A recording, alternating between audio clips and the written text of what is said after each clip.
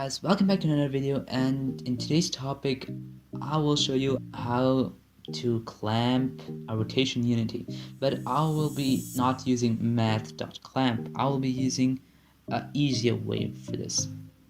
So I'm in a platform which can rotate with two keys. Important to know is that by pressing the key, don't change the rotation in a transform, but add angular velocity or force. Otherwise, the Unity physics simulation won't work properly. So here you can see my script, which rotates the platform. In the fixed update, I made two if statements. The first to rotate the platform, and the second to rotate it down. So basically what this does is it checks if you press a key. Here you can also make a button instead or use the other key, but for me this works properly and it's fine. And if the button or key is pressed, it searches the rigid body and set the angular velocity to a vector 3. In my case, vector 3.forward, that means 1 in the z-axis and 0 and 0 in the x and the y-axis to rotate the platform up. And vector 3.back, that means 0 in the x-y axis and -1 in the z-axis to rotate the platform down. Then I attach the script and the rigid body component to my platform. Let's see if it works. So if I press the up arrow, it rotates up, and if I press the down arrow, it rotates down. Nice, so everything is working properly and fine. Before we want to clamp our rotation, we need to see where we want to clamp. So for this, we can't use the number which is in the transform.rotation of our platform, but we have to get the Euler angles of this. So in our script, we write debug.log transform.rotation.eulerangles.z. So what this does is that this shows us the z-axis of the Euler angles in our console. I use the z-axis because my platform is rotating on the z-axis. So if we play and rotate the platform in the inspector to our rotation we want to clamp, we get a number in the inspector or in the left down corner, and this is our z-axis of the Euler angles. So in my case, I want to clamp the rotation between -50 and 50 Euler angles. So my Euler angles are 310 for -50 and 50 for 50. Now that we have our Euler angles, we can delete the debug.log code, and now we want to implement the clamp in our script.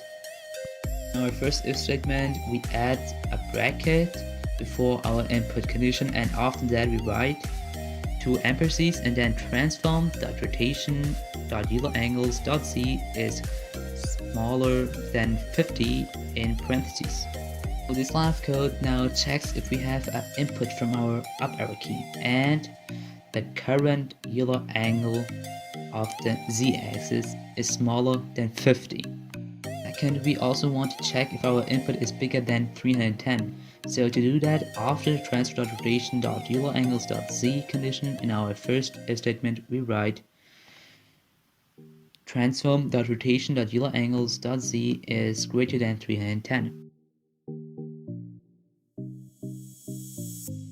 Also, before our first transform condition, we need to add a bracket. So this line now checks if there is an input of our up arrow and if this transform.rotation.eulerangles.z is smaller than 50 or bigger than 310. Then we attach the second if statement to the first. So instead of writing if, we write else if, and then we add the same script as at the first if statement. So we write else if input.getKeyDown keycode.down arrow 2 amperces transform.rotation.eulerangles.z is smaller than 50, and then comes the 2 and signs. Transform.rotation.eulerangles is greater than 310.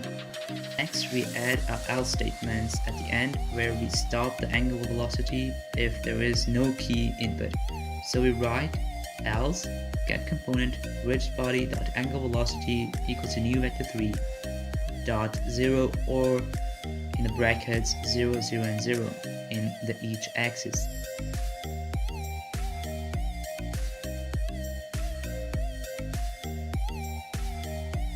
Now let's check if it's working.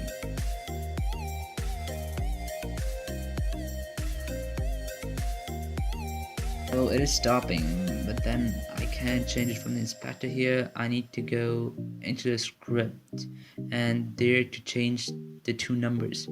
First, make this number a little bit smaller. I will change it from 310 to 305. Second, change this number to a bigger number. I will change it from 50 to 55. So everything should be working now properly.